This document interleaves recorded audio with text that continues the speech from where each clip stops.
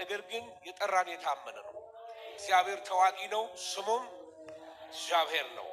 ኤል ጊቦር። እስቲ ኤል ጊቦር በሉ። እግዚአብሔር ተዋጊ ነው። ክብር ለእግዚአብሔር ይሁን።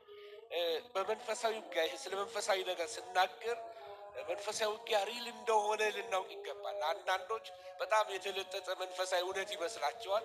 ዝም ብሎ ፋናቲሲዝም ይመስላቸዋል። መንፈሳዊ ውጊያ የሌለ ይመስላቸዋል። ወገኖች ሆይ መንፈሳዊ ውጊያ እንዳለ እኔ ለእናንተ አልነግራችሁም።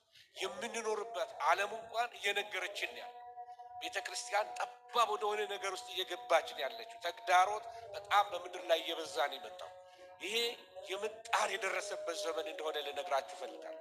ቤተ ክርስቲያን የሚያስምጣት ለጻድቃን ከባድ የሆነበት ዘመን ደግሞ የዛን ያህል ደግሞ እግዚአብሔር ጸጋ የበዛበት ዘመን ነው። ክብር ለእግዚአብሔር ይሁን።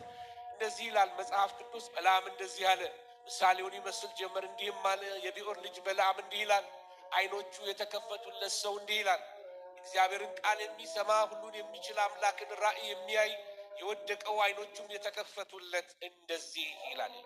ይሄ ከብዙ መደናበር በኋላ ከብዙ ስህተቶች በኋላ እግዚአብሔር ዓይኖቹን ከከፈተለት በኋላ የተናገረው ትንቢት ነው።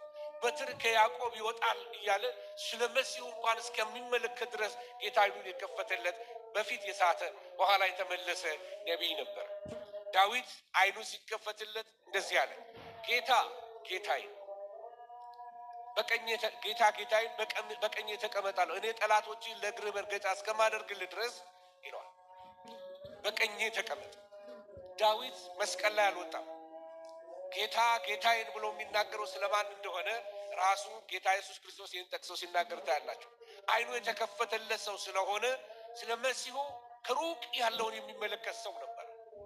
ኤልሳ ሌላው ዓይኑ